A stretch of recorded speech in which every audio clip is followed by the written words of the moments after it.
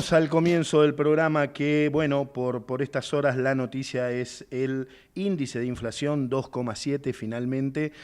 Para eso ya estoy en comunicación con Federico Pastrana, economista y especialista en macroeconomía y salarios. Federico, Sergio Rosso te saluda aquí en Rosca y Casta. ¿Cómo estás? Bienvenido.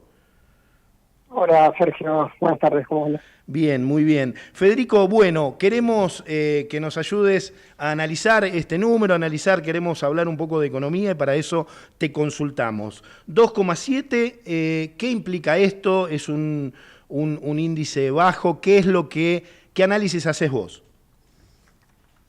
La verdad que es un índice bajo en relación a todo un periodo que tuvimos de inflación, que en general lo relacionamos con algo que se llama inercia, que es un piso de inflación que estaba relacionado con el 4%.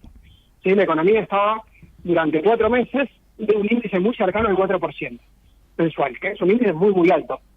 Y el mes pasado llegó a 3,5 y ahora está debajo de 3. Entonces, cuando uno ve esas dinámicas, se pregunta, bueno, finalmente el gobierno pudo encontrar un piso de inflación más bajo, lo va a poder estabilizar, lo va a poder sostenerlo.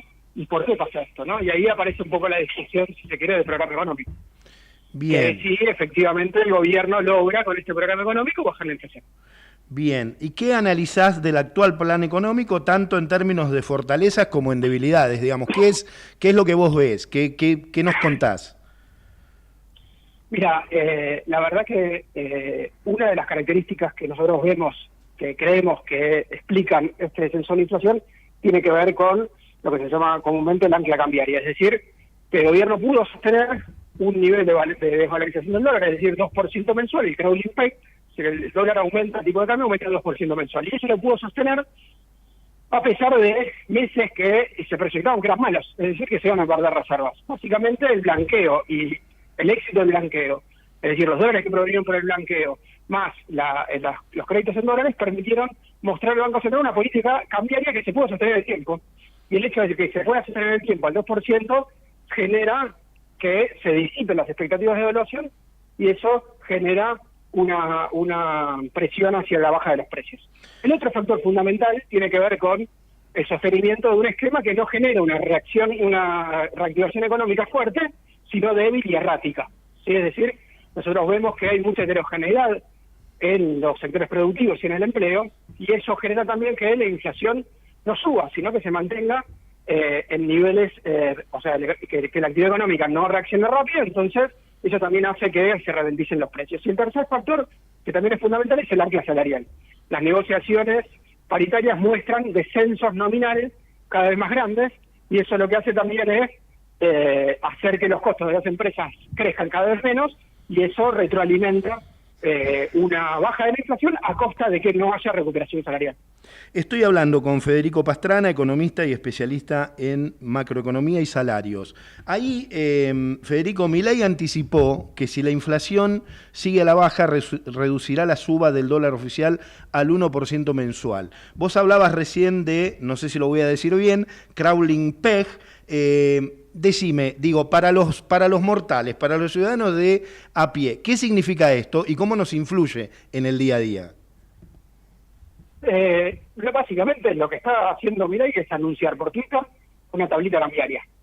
¿Sí? La tablita cambiaria no es el esquema del 1-1 de los 90, es un esquema más parecido a el plan de 1977 bajo Martínez II, en donde lo que hacía el gobierno era preanunciar devaluaciones cada vez más bajas, ¿sí? Con el objetivo de hacer que los precios de muchos bienes de la economía que están relacionados con el dólar crezcan cada vez menos. Entonces, si uno anuncia que crecen cada vez menos, efectivamente tira para abajo el índice de inflación. El problema de los programas como estos es que están muy, muy vinculados, o diríamos casi exclusivamente, están relacionados con la efectividad de ese ancla cambiaria. Es decir, si el tipo de cambio se puede sostener sin desvalorización, es decir, sin variar o prácticamente sin variar, es decir, al 1% mensual, y lo más probable es que vivamos durante un tiempo con inflaciones cada vez más bajas. La pregunta es si hay dólares suficientes para que eso se pueda sostener en el tiempo, o si estamos en un escenario de mayor debilidad del sector externo. Bien, Federico, ¿y cómo No sé si te lo puedo explicar más o menos razonable, sí, no. Obviamente que son temas financieros y son complicados de poder explicar así muy rápidamente, ¿no? No, yo te Pero lo... básicamente estamos hablando de apreciaciones cambiarias, es decir, un esquema que no, en donde no hay devaluaciones y en donde eso ejerce un eje gravitacional que hace que los precios, que la inflación caiga cada vez más. Eso no implica que se pueda sostener durante mucho tiempo, ¿no? Bien, lo explicaste bárbaro, te lo súper agradezco. Te pregunto, ¿cómo juega en este escenario, en esta situación, el cepo cambiario, la no salida, la presión de aquellos sectores que, que justamente, valga la redundancia, presionan para que se saque el cepo? Mira, la verdad que lo que nosotros creemos es que el gobierno tiene bastante claras las ventajas del cepo cambiario. ¿Sí? Tiene bastante claras las ventajas del cepo cambiario, así como tiene clara la administración, por ejemplo, de las tarifas. ¿Sí? Nosotros, por ejemplo, uno pensaría que en un esquema libertario se dejarían libres ciertas variables, entre ellas se eliminarían todos los controles de capitales y se eliminarían los subsidios. Bueno, el gobierno no eliminó todos los subsidios, ¿sí? Hizo una rebaja importante de los subsidios, pero mes a mes va administrando esos gastos del Estado para que ayuden a desinflar. Es decir, el gobierno tiene como claridad un objetivo primordial: bajar la inflación. De hecho, a tal punto que dice el gobierno, bajar la inflación es la mejor política social, ¿no? Hasta ese punto lo vemos. Entonces, en el marco de bajar la inflación, el gobierno dice, bueno, mirá, si yo estoy bien con esto, ¿por qué voy a arriesgarme a sacar el cepo, tener una nueva devaluación, si en principio no lo necesito?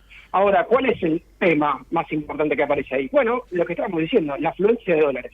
Es decir, nosotros vivimos esta bonanza financiera de estos meses, que creemos que se va a explicar un mes más, 2 meses más, vinculados a algo que aparece y después desaparece, que son los dólares de blanqueo. Es decir, aparecen y después no vuelven a aparecer todo el tiempo, sino que esquemas como este necesitan que se retroalimenten constantemente, es decir, que aparezcan dólares cada vez, que haya una alimentación constante de dólares. Y la verdad que en este tipo de esquemas, en las experiencias pasadas, sea en 2017, sea en los 90, sea en los 70, lo que pasó es que se abrió la cuenta financiera. ¿Por qué? Y porque los dólares provenientes del exterior son mucho más grandes, ¿sí? El volumen es mucho más grande. Entonces, si vienen fondos de inversión de afuera a alimentar tu tablita cambiaria y a sostenerla, y es más fácil. Entonces, lo más probable es que haya ahí un dilema de parte de Milei, sobre todo más llegado a las elecciones, pasar las elecciones probablemente, en donde por ahí la tentación de abrir el cepo y alimentarse de esos dólares esté más presente. Y al mismo tiempo lo que va a pasar, como suele pasar en los años eleccionarios, es que hay mucha más volatilidad. Es decir, esta primavera que estamos viendo difícilmente se pueda sostener en el que viene, y de cara a las elecciones difícilmente pueda sostenerse. Entonces ahí aparece un escenario que es distinto al que estamos viviendo hoy, que estamos muy vinculados a los efectos del blanqueo. Bien, estoy hablando con Federico Pastrana, economista y especialista en macroeconomía y salarios. Me interesa preguntarte, Federico, 2 o 3 cositas. Según el presidente, la economía se estabilizó, hay señales de reactivación, los salarios suben, literalmente como pedo de buzo, dijo en alguna declaración. ¿Qué ves vos? ¿Qué tenés vos para decirle a mis oyentes?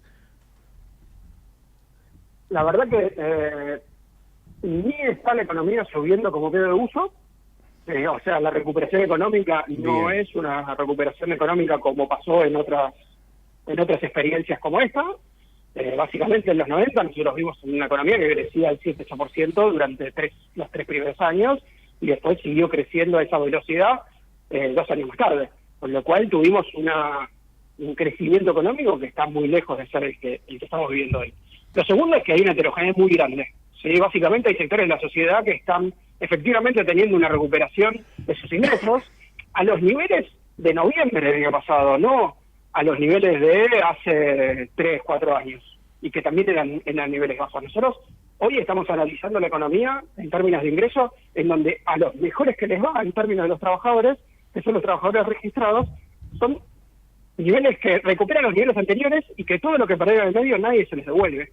Con lo cual, y todo lo que perdió un asalariado en este año, y ni hablar los años anteriores, no está pudiendo recuperarse. Con lo cual, ese proceso es muy diferente a los 90, en donde la economía se recuperó muy rápido y los salarios efectivamente se recuperaron mucho más, sobre todo en los niveles previos. Hoy nos estamos discutiendo si se llega a los niveles previos.